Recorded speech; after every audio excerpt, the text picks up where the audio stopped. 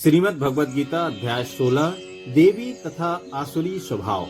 श्लोक 1 से लेकर 3 तक। श्री भगवान वाच अभयम सत्व संशुद्धिर ज्ञानियो व्यवस्थिता दानम दमस्य यज्ञश्च स्वाध्यायश्च तप अजर्वम अहिंसा सत्य क्रोधस्य त्यागा शांतिर्पे शुरणम दया भूतस्व लोलुप्तम मार्दम हीर चापलम तेजा क्षमा धृतिया शोचम द्रोहो नातिमानिता भवंती संपतम देवीम अभिजातस्य भारतः।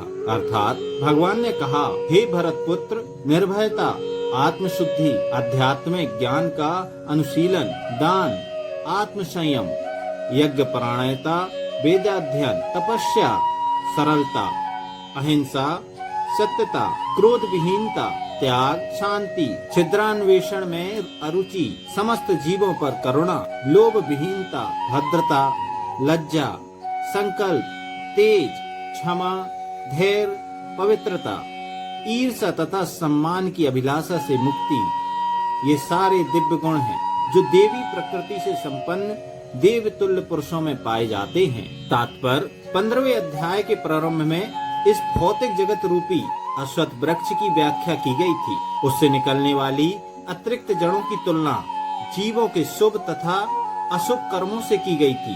9वें अध्याय में देवों तथा असुरों का वर्णन हुआ है। अब वैदिक अनुष्ठानों के अनुसार सतोगुण में किए गए सारे कार्य मुक्ति पथ में प्रगति करने के लिए शुभ माने जाते हैं और ऐसे कार्यों को देवी प्रकृति कहा जाता है। जो लोग इस देवी प्रकृति में स्थित होते हैं वे मुक्ति के पथ पर अग्रसर होते हैं।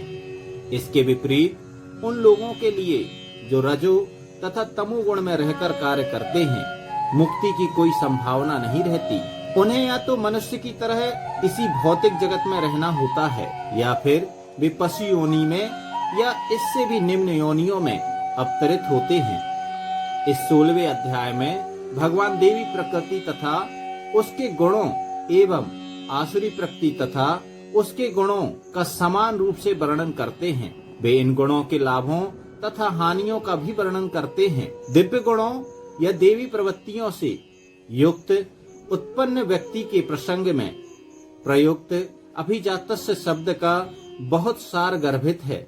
देवी परिवेश में संतान उत्पन्न करने को वैदिक शास्त्रों में गर्भाधान संस्कार कहा गया है।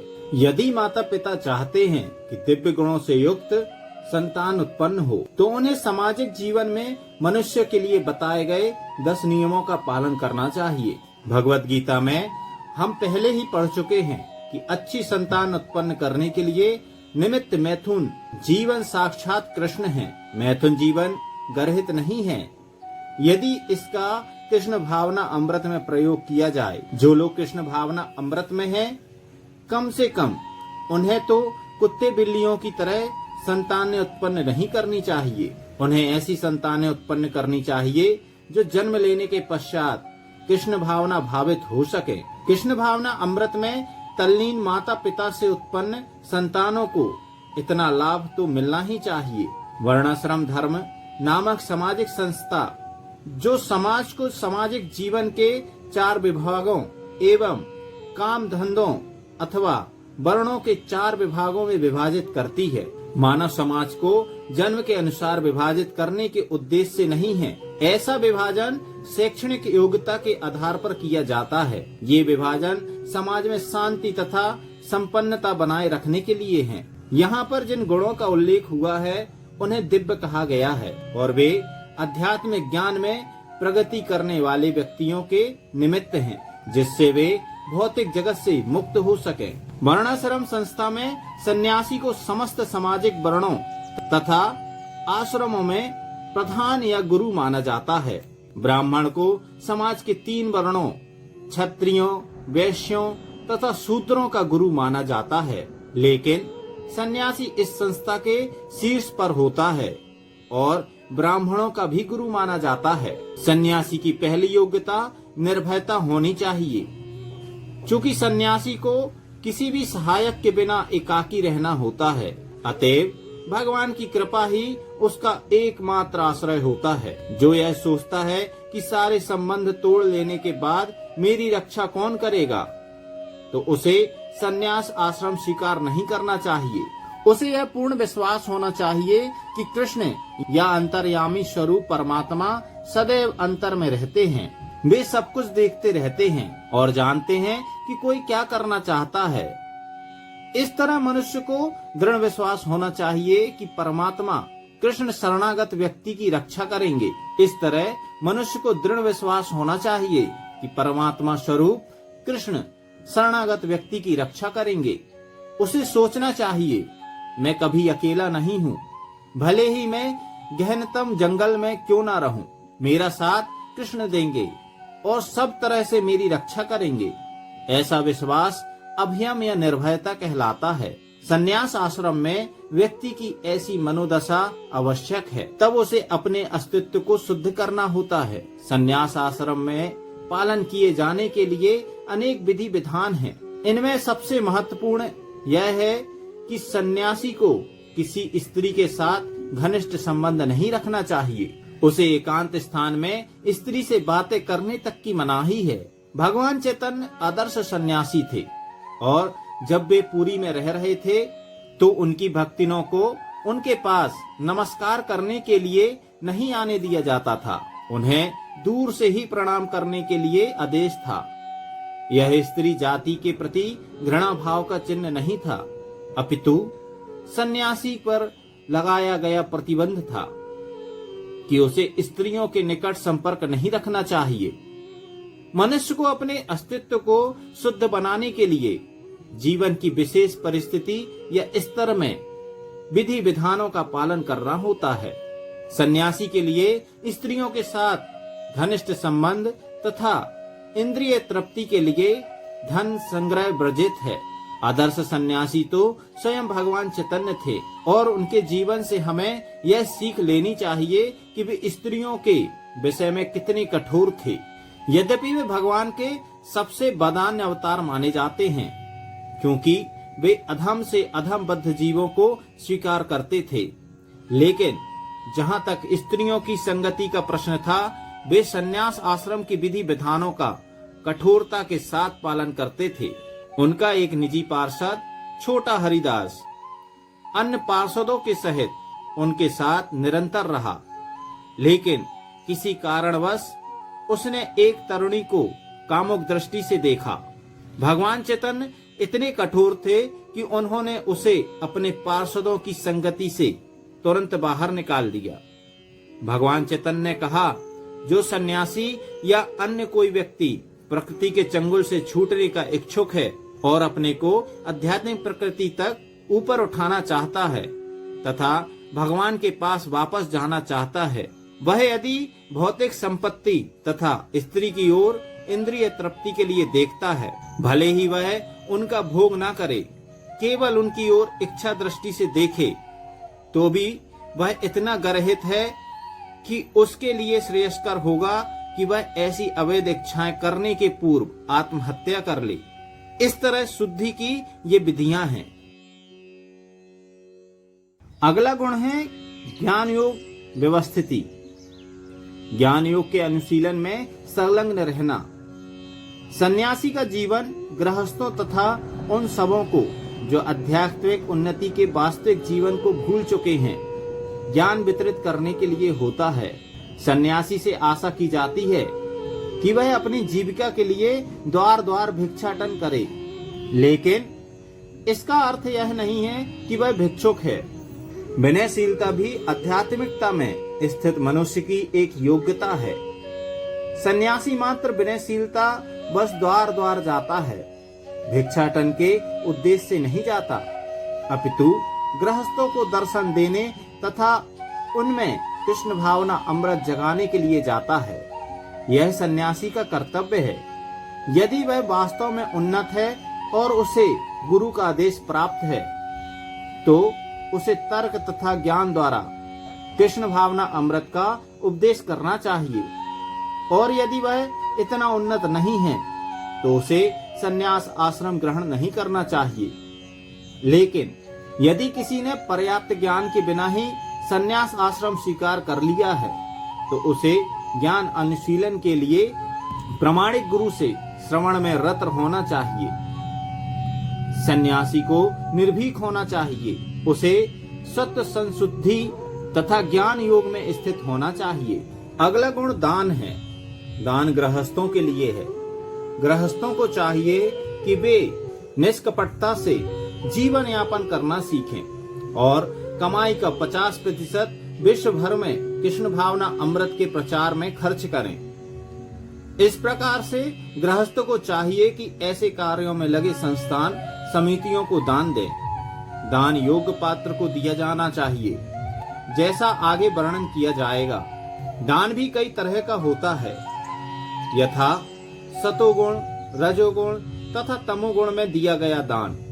सतोगुण में दिए जाने वाले दान की संस्तुति शास्त्रों ने की है, लेकिन रजो तथा तमोगुण में दिए गए दान की संस्तुति नहीं है, क्योंकि यह धन का अव्यय मात्र है।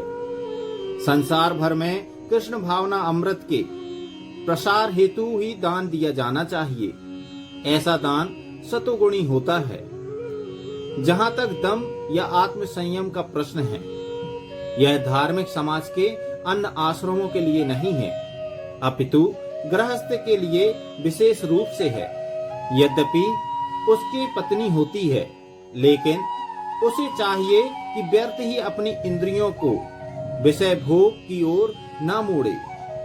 गृहस्थों पर भी मैथुन जीवन के लिए प्रतिबंध है और इसका उपयोग केवल संतान उत्पत्ति के लिए किया जाना चाहिए।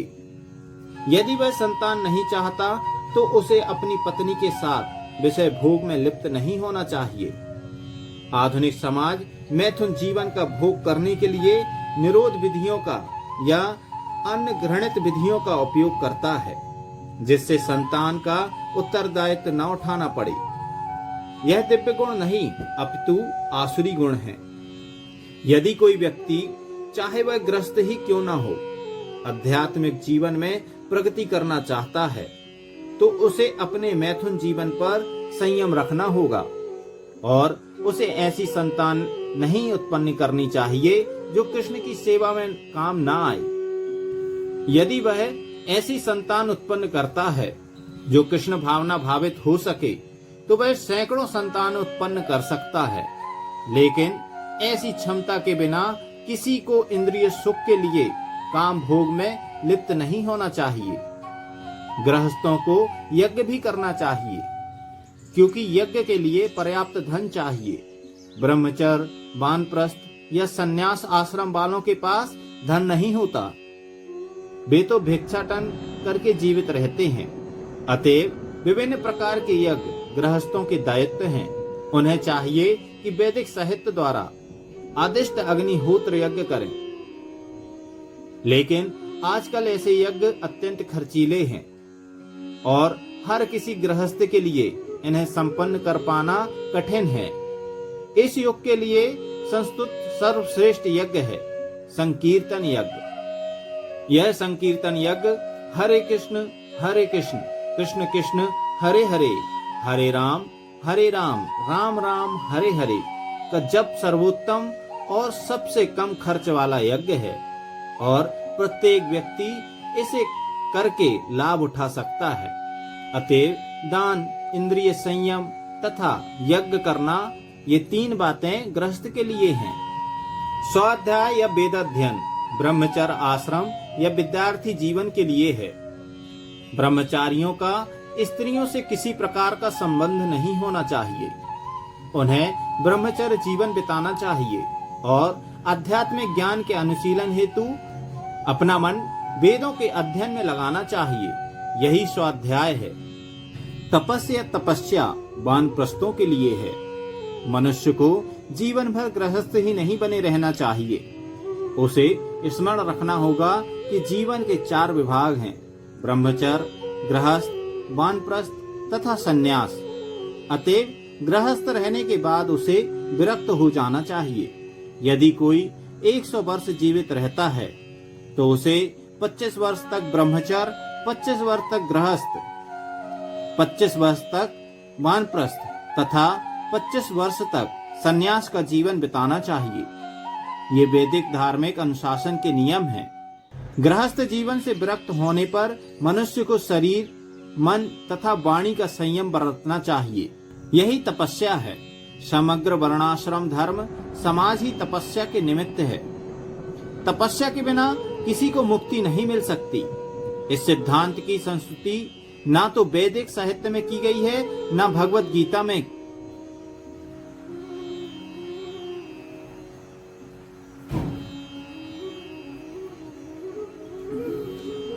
इस वैदिक सिद्धांत की संस्तुति ना तो वैदिक साहित्य में की गई है, ना भगवत गीता में, कि जीवन में तपस्या की आवश्यकता नहीं है और कोई कल्पनात्मक चिंतन करता रहे तो सब कुछ ठीक हो जाएगा। जो अधिक से अधिक अनुयायी बनाना चाहते हैं, ऐसे सिद्धांत जो उन दिखावटी अध्यात्मवादियों द्वारा बनाए जाते हैं, जो अधिक से अधिक अनुयायी बनाना चाहते हैं, यदि प्रतिबंध हो,